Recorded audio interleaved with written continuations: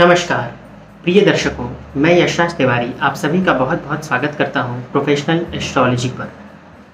जैसा कि आप सभी जानते हैं, आज रविवार का दिन है और आज मैं आप सभी के सम्मुख उपस्थित हुआ हूं आप लोगों की जन्म कुंडली का निःशुल्क अध्ययन करने के लिए। वो नए दर्शक जो इस कार्यक्रम को आज पहली बार देख रहे हैं उनके लिए बता दूं कि अगर आप भी अपनी जन्म कुंडली का अध्ययन निःशुल्क रूप से मेरे द्वारा इस कार्यक्रम में कराना चाहते हैं तो अपनी डिटेल्स जैसे कि आपका नाम, आपके जन्म की तिथि, आपके जन्म का समय एवं आपके जन्म का स्थान किसी भी एक स्पेसिफिक प्रश्न के साथ इस वीडियो के कमेंट सेक्शन में दे दीजिए। हमारी टीम की कोशिश यही रहेगी कि जल्द से जल्द आपकी जन्म कुंडली का अध्ययन किया जाए। और जो पुराने दर्शक हैं जो इंतज़ार कर रहे हैं तो आज उनकी इंतज़ार को हम समाप्ति की ओर लेकर के चलते हैं और निःशुल्क जन्म कुंडली अध्ययन की श्रेणी में जो आज हमारा कार्यक्रम है वो है प्रोग्राम नंबर 18 और 170 जन्म कुंडली का अध्ययन हम अभी तक इस कार्यक्रम के द्वारा कर चुके हैं और 171वीं जन्म कुंडली से हम आज शुरुआत करेंगे। तो चलिए बिना विलंब की शुरुआत करते हैं और आज पहली जन्म कुंडली है राजेश कुमार पारिक जी की। तो राजेश जी आप तैयार हो जाइए, आपकी जन्म कुंडली में ले रहा हूँ। राजेश जी ने अपना डेट ऑफ बर्थ बताया है 10 नवंबर 1971। तो 10 नवंबर 1971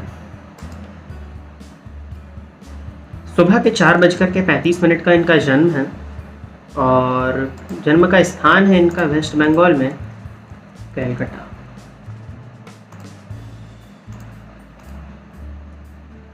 तुला लग्न की कुंडली है राजेश जी आपकी, राशि आपकी कर्क बनती है। और आपने क्या पूछा है प्रश्न देखते हैं पहले। आपका बहुत परेशान हूँ, मानसिक स्थिति बिल्कुल ठीक नहीं है। सर आपकी कुंडली में देखा जाए तो लग्नपति जाकर के द्वितीय भाव में बैठे हैं, ये तो ठीक है। द्वितीय पति पंचम में है मंगल, ठीक है, कहीं दिक्कत नहीं देख रहा हूँ मैं इसमें। बस परेशानी जो आपने कहा मानसिक स्थिति का ठीक ना होना, इसके पीछे कारण है कि चंद्रमा आपकी कुंडली में चंद्रमा और केतु की युति है। चंद्रमा राहु से दृष्ट है और साथ ही साथ शनि से भी दृष्ट है। तो चंद्रमा का केतु और शनि के प्रभाव में, राहु के प्रभाव में होना व्यक्ति को मानसिक रूप से अशांत कर देता है। ऐसा व्यक्ति कभी कभार अज्ञात भय से ग्रसित और मानसिक रूप से परेशान, एंजाइटी इश्यूज से ग्रसित हो जाता है। अब आपकी कुंडली के हिसाब से देखा जाए तो महादशा भी आपको चंद्रमा की चल रही है जिस वजह से आप मानसिक रूप से परेशान ज़्यादा हैं। लग्न में ही नीच के सूर्य बैठे हुए हैं आपकी कुंडली में और हालांकि वो नवमांश कुंडली में वही सूर्य उच्च के हो गए हैं तो उनका नीचत्व तो भंग होगा। जो आपने प्रश्न किया है कि आपकी मानसिक स्थिति में परेशानी है, उसका रीज़न यही है कि चंद्रमा जो है वो आपकी कुंडली में पीड़ित अवस्था में दिखाई दे रहे हैं। अक्सर मैंने कहा है कि चंद्रमा केतु की युति होती है तो परेशानी होती है। चंद्रमा केतु से संबंधित जो युति है उसके लिए अगर आप उपाय चाहते हैं तो वो मैं यहाँ आपको बता तो नहीं पाऊंगा। इसके लिए आप नीचे दिए गए नंबर पर संपर्क करके कुंडली का अध्ययन करा के वो पूछ सकते हैं मुझसे। बाकी जो सामान्यतः आपको कुछ चीज़ें करनी चाहिए जिससे कि आपको रिजल्ट दिख जाएगा वो मैं आपको बता देता हूँ। प्रत्येक सोमवार को शिव जी के मंदिर में जाकर के शिव जी के ऊपर दूध अर्पित करिए। एक तो ये करना है आपको। चंद्रमा केमद्रोम से भी ग्रसित है, ठीक है। दूसरी चीज़ आपको ये करनी है कि हालांकि गुरु चंद्रमा का नवम पंचम योग है लेकिन फिर भी केमद्रोम से ग्रसित है चंद्रमा, ठीक है। प्रभाव जरूर कम होता है बट परेशानी तो बनती ही बनती है। दूसरी चीज़ आपको ये करनी है कि पूर्णिमा की रात में चंद्रमा को दुग्ध से अर्घ्य देना है आपको। जिस तरह से हम सूर्य को अर्घ्य देते हैं, जल से देते हैं, उसी तरह से सेम रात में पूर्णिमा की चंद्रमा को दुग्ध से अर्घ्य दीजिए। ये दो उपायों को आप करिए। और हनुमान जी आपके इष्ट देवता बनते हैं तो हनुमान जी की आराधना आपके द्वारा होती रहनी चाहिए। आगे बढ़ते हैं और अगली जन्म कुंडली है तत्सत कपूर जी की। तत्सत जी आपकी कुंडली में ले रहा हूँ 1 जुलाई 2006। जन्म का समय इन्होंने बताया हुआ है दोपहर के, सुबह के यानी 11:27 नहीं 8:31 PM, रात के 8:31 है और जन्म स्थान है दिल्ली।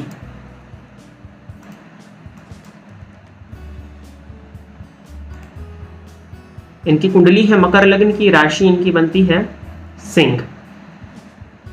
अच्छा, इनके पिताजी ने दी है ये बच्चा अपनी लाइफ में सक्सेसफुल होगा। लग्नपति सप्तम भाव में बैठ के लग्न को देख रहे हैं, बुध भी जो कि भाग्यपति होकर लग्न को देख रहे हैं। आप इतना समझ लीजिए पंचमपति पंचम भाव में, इस कुंडली में सफलता है, पर्याप्त मात्रा में सफलता है। कुंडली मैंने देख ली है।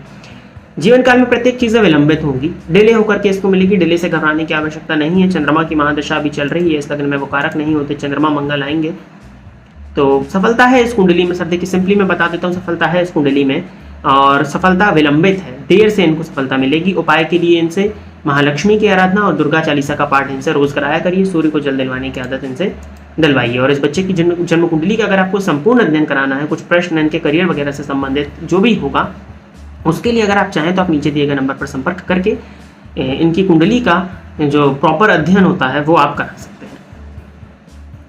स्तुति पाठक जी की जन्म कुंडली है और इनका पहले भी हो चुका है क्या? नहीं, इनका नाम सुना हुआ है अक्सर, शायद कमेंट्स में पढ़ा होगा। स्तुति पाठक जी का डेट ऑफ बर्थ इन्होंने बताया है 13 अगस्त 1964। जन्म का समय इन्होंने दिया है सुबह के 11:27 और जन्म का स्थान है वर्धमान, वेस्ट बंगाल। तो वेस्ट बंगाल में वर्धमान। तो जी तुला लग्न है, लग्न में ही चंद्रमा बैठे हैं तो राशि भी आपकी बन जाएगी तुला। लग्नपति बनते हैं शुक्र, जाकर के भाग्य भाव में बैठे हैं आद्रा नक्षत्र में, राहु के नक्षत्र में, अत्यंत श्रेष्ठ है ये, बहुत बढ़िया। क्या पूछा है आपने? गुरुजी इनको अपने संतान और हस्बैंड से सुख मिलेगा, बहुत परेशान रहती हैं, प्लीज उपाय भी बताइएगा। मुझे लगता है कि ये इनकी मदर की कुंडली होगी जिन्होंने भी दिया है। संतान भावपति संतान भाव में ही बैठे हैं और संतान भाव पर बुध की दृष्टि का पड़ना जो कि भाग्येश है। गुरु जाकर के जरूर अष्टम भाव में बैठे हुए हैं जो कि अंश बल से कमजोर है और संतान भाव संतानेश पर राहु की दृष्टि का पड़ना, मुझे लगता है कि इनकी संतान इनसे दूर रहेगी। लेकिन संतान भावपति संतान भाव में ही बैठे हैं 9 अंश के साथ में, तो कहीं ना कहीं ये स्थिति संतान से सुख की स्थिति जो आपने पूछी वो तो उस कुंडली में मैं ठीक देख रहा हूँ। संतान से सुख यानी कि पंचम से चतुर्थ यानी कि अष्टम भावपति भी भाग्य भाव में बैठे हैं, तो संतान से सुख तो मैं ठीक देख रहा हूँ। अब आपने दूसरा प्रश्न किया हुआ था कि हस्बैंड का सुख मिलेगा, तो सप्तम भावपति मंगल भाग्य भाव में है, पति से भाग्य इनका जुड़ा हुआ है, शादी के बाद भाग्य की स्थिति इनकी बनेगी। चंद्रमा की दृष्टि, पति से भी सुख है इस कुंडली में, बस ये है कि शनि की दृष्टि पड़ रही है सप्तम भाव पर, तो कहीं ना कहीं मतभेद और सामान्य है जो कि शुक्र राहु का साथ में होना, कहीं ना कहीं मतभेद की स्थिति, और गुरु इनकी कुंडली में जो मृत अवस्था में है उस वजह से हो सकता है कि पति के साथ में मतभेद की स्थिति बनती हो। गुरु थोड़े से कमजोर पड़ रहे हैं यहाँ पर। कुछ उपाय आप इनसे करवाइए, इनके भी हनुमान जी ही इष्ट देवता बनते हैं, हनुमान चालीसा का पाठ कराइए, शिव जी के मंदिर में जाकर के इनको कहिए कि ये भी दूध चढ़ाएं, और साथ ही साथ में गुरुवार का हो सके तो उपवास, नहीं तो विष्णु भगवान की अत्यधिक आराधना इनके द्वारा होनी चाहिए, या गजेंद्र मोक्ष का ये पाठ कर सकते हैं तो वो भी बहुत अच्छा है। बस दुर्गा चालीसा का पाठ, दुर्गा जी की आराधना इनसे कराइए, गणेश जी की आराधना कराइए, यही कुछ उपाय हैं जो कि इनसे कराने चाहिए आपको। आगे बढ़ते हैं, अगली जन्म कुंडली है अंशुल जी की। अंशुल रोहेला, इन्होंने अपना डेट ऑफ बर्थ दिया है 17 नवंबर 2002। जन्म का समय इन्होंने बताया हुआ है 4:08 PM और मुजफ्फरनगर, उत्तर प्रदेश।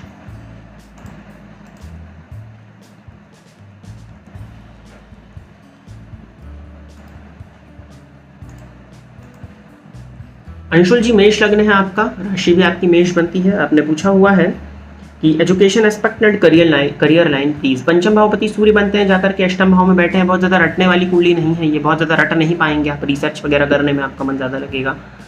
भाग्य भावपति जाकर के चतुर्थ भाव में बैठे हैं, उच्च राशि में, बहुत बढ़िया, शिक्षा अच्छी है इस कुंडली में क्योंकि शिक्षा के कारक गुरु देवगुरु बृहस्पति अत्यंत मजबूत स्थिति में है। आपकी कुंडली में तो नवम भावपति ही होते हैं, नवम भाव से हम उच्च शिक्षा का विचार करते हैं, तो बढ़िया है इस कुंडली में। करियर देखा जाए तो आप टीचिंग में अपना करियर बना सकते हैं, टीचिंग में इस कुंडली में करियर काफी अच्छा मैं देख रहा हूँ।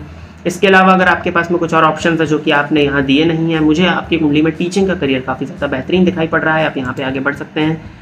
सूर्य भगवान को अर्घ्य प्रदान करिए, गायत्री मंत्र का जाप करिए, प्राणायाम वगैरह किया करिए, यही उपाय रहेंगे आपके लिए। मनीषा यांधी जी की जन्म कुंडली ले लेते हैं। इन्होंने संजय जी की जन्म कुंडली दी है, तो मनीषा जी की आईडी से संजय यांधी जी की जन्म कुंडली है 6/3/2001, 6 मार्च 2001। जन्म का समय इन्होंने दिया है 10:52 रात के, और जन्म स्थान है पुणे।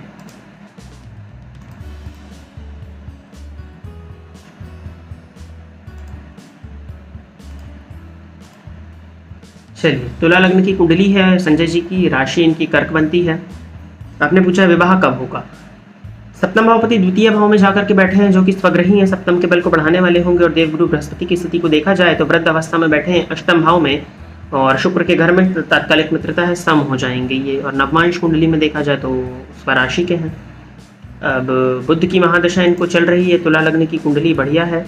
और बुध की महादशा में गुरु का अंतर जो कि 20 मार्च 2022 के बाद आएगा, तो 2001 का जन्म है हालांकि, लेकिन फिर भी अगर करीब में विवाह करना चाहते हैं तो 2024 में और 2023 के मई के बाद में विवाह का योग है। और अगर आप लोग प्रयास करते हैं तो 2022 में शादी का रिश्ता फिक्स होने की संभावनाएं बनती हैं। तो ये है, करीब में आपने पूछा था तो करीब में विवाह का योग यही है। मुकेश जोशी जी ने अपनी जन्म कुंडली दी है, देख लेते हैं इसको।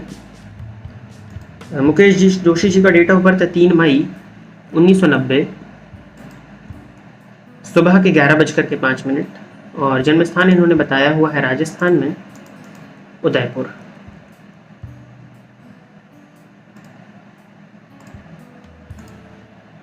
कर्क लग्न की कुंडली है मुकेश जी की, राशि इनकी सिंह बनती है। लग्न में केतु का होना, लग्नपति का द्वितीय भाव में होना, लेकिन द्वितीय भावपति दशम में, बहुत बढ़िया। बुधादित्य योग आपके दशम भाव में बहुत बढ़िया है, जो कि बुध यहाँ कारक नहीं होते लेकिन सूर्य यहाँ पे तटस्थ भूमिका में है और बढ़िया है ये। दशम भाव का मजबूत होना बहुत अच्छी स्थिति है, स्पेशली पुरुष कुंडली में। तो नमस्ते, मुझे कौन सी चीज़ में इन्वेस्ट करना चाहिए? चंद्रमा की महादशा है और मंगल का अंतर है, क्या पेट्रोल पंप में इन्वेस्ट किया जा सकता है और नहीं तो कौन सी? चंद्रमा की महादशा है और मंगल का अंतर है, ठीक कहा आपने। दोनों ही इस लग्न में कारक होते हैं, आमने सामने ही बैठे हैं चंद्र मंगल योग। मंगल जहाँ की अष्टम में बैठे हैं और शनि एक अंश पर बैठे हुए हैं जो कि मृत अवस्था में हैं। दिग्बली हैं, दिग्बली तो हैं ही सप्तम में, सही कहा मैंने। वर्गोत्तमी भी हैं, परंतु मृत अवस्था में होना, हालांकि षडबल में बली हैं, वो षडबल में बली हैं आपकी कुंडली में, देखा जाए तो दार कारक बन रहे हैं अंश बल के हिसाब से, लेकिन षडबल में उनके पास में बल आ रहा है। तो षडबल में शनि का बली होना तो अच्छा है, लेकिन सर मैं आपको ये बताना चाहता हूँ कि आपकी जन्म कुंडली या चंद्र कुंडली से शनि कारक प्लैनेट नहीं बनते। अगर हम कर्क लगन से भी बनाएं तो कहीं ना कहीं मारक, और सिंह लगन से भी बनाएं तो शनि मारक ही बनते हैं, और जो कि खुद मृत अवस्था में बैठे हुए हैं। और देखा जाए तो उत्तराषाढ़ा नक्षत्र में, जो कि सूर्य के नक्षत्र में, पेट्रोल पंप से संबंधित व्यापार करने से बेहतर होगा कि आप किसी और व्यापार के बारे में विचार करें। इन्वेस्टमेंट आपने पूछा है, देखिए अगर सिर्फ आप इन्वेस्टमेंट के रूप में मुझसे जानना चाहते हैं तो आपकी कुंडली में जो मुझे स्थिति दिख रही है कि आप गोल्ड में अगर इन्वेस्ट करते हैं, गोल्ड में अगर आप अपना पैसा लगाते हैं तो आप अच्छा इन्वेस्टमेंट करके उससे अच्छा रिटर्न ले सकते हैं। तो अगर व्यवस्था है तो गोल्ड में आप इन्वेस्टमेंट करिए। और व्यापार के दृष्टिकोण से आप पूछते हैं तो बता देता हूँ मैं आपको, सूर्य से 10 घर आगे जाने पर मिल तो रही है शनि, और शनि की ही राशि है, वो भी अपने घर में बैठे हैं। अगर कोई विकल्प नहीं समझ में आता तो फिर पेट्रोल पंप में भी आप जा सकते हैं, क्योंकि षडबल में शनि का बली होना और रगोत्तमी होना ठीक है। तो ये है, हालांकि गोल्ड में सिर्फ अगर आप इन्वेस्टमेंट की मुझसे बात करें तो ठीक है, बाकी पेट्रोल पंप अगर आप चाहें तो जा सकते हैं आगे, मना नहीं कर रहा हूँ। अमित कुमार शर्मा जी की कुंडली है, तो अमित जी 13 जून 1992 1 AM और जयपुर राजस्थान। अमित जी की कुंडली है मीन लग्न की, राशि इनकी वृश्चिक बनती है। इन्होंने पूछा है गुरुजी मेरी शादी कब तक, मैरिड लाइफ कैसी होगी, मुझे भी मार्गदर्शन कर दीजिए। सप्तम भावपति चतुर्थ भाव में बैठे हैं जो कि उनकी खुद की राशि है, राहु के नक्षत्र में बढ़िया, राहु से दृष्ट है। और लग्नपति जाकर के 6th हाउस में बैठे हैं जो कि देवगुरु बृहस्पति स्वयं है, जो विवाह कराने वाले होते हैं। 92 का आपका जन्म है और बुध की महादशा आपको चल रही है। विवाह का योग आपकी कुंडली में देखा जाए तो दिसंबर से शुरू हो जाएगा, आपको विवाह के लिए प्रयासरत होना चाहिए। विवाह का योग आ रहा है, करीब में है। जल में एक चुटकी हल्दी डाल करके स्नान करना शुरू करिए गुरुवार के दिन, और नित्य पत्नीम मनोरमाम देही मनोवृत्तानुसारणीम तारणीम दुर्ग संसार सागर से कुलोद्भवाम, इस मंत्र का 108 बार जाप करना शुरू कर दीजिए। विवाह का योग करीब में है, विवाह के रिश्ते ढूंढना शुरू करिए आप, और 2021 के नवंबर के बाद में विवाह के योग बन रहे हैं। अभी भी योग चल रहा है क्योंकि वृश्चिक राशि है आपकी, और गोचर में वर्तमान समय में गुरु मकर राशि में संचरण कर रहे हैं। तो आपकी चंद्र कुंडली बना ली जाए तो मकर राशि से सीधे आपके अगर हम देखें तो सप्तम भाव पर गुरु की दृष्टि पड़ेगी जो कि विवाह कराने वाले होते हैं। तो विवाह का योग अभी भी चल रहा है, आप विवाह के लिए आगे बढ़ सकते हैं। इन 2 उपायों को करिए, और आपके जन्म स्थान से नॉर्थ डायरेक्शन या फिर आपका साउथ डायरेक्शन, नॉर्थ या साउथ डायरेक्शन से मिलनी। इंटरकास्ट मैरिज के भी चांसेस यहाँ पर कुछ हैं, अगर आपका रिलेशनशिप वगैरह है तो योग बनते हैं। और मेनली यहाँ पे नॉर्थ या साउथ डायरेक्शन से शादी का रिश्ता आने की संभावनाएं मुझे प्रबल दिखाई पड़ रही हैं। मैरिड लाइफ के लिए आप अपना कुंडली मिलान करा लीजिएगा। हालांकि जन्म लग्न और चंद्र लग्न आप कहीं से भी मांगलिक नहीं है, लेकिन जन्म कुंडली मिलान करके विवाह करेंगे तो मैरिड लाइफ अच्छी रही जाएगी। तो कुंडली मिला के विवाह करते हैं, उस पर निर्भर करता है सर आपका दाम्पत्य जीवन कैसा होगा। आगे बढ़ जाते हैं और गौरंग शर्मा जी की कुंडली है, तो गौरंग जी की कुंडली ले लेते हैं एक और इसके बाद हम इस कार्यक्रम को समाप्ति की ओर लेकर के चलेंगे और अगली जन्म कुंडली फिर मैं बताता हूं अभी कि किसकी होने वाली है अगले कार्यक्रम में। गौरंग जी का डेट ऑफ बर्थ है 27 अक्टूबर 1990, सुबह के 8:37 और जन्म का स्थान इन्होंने बताया है मेरठ, उत्तर प्रदेश।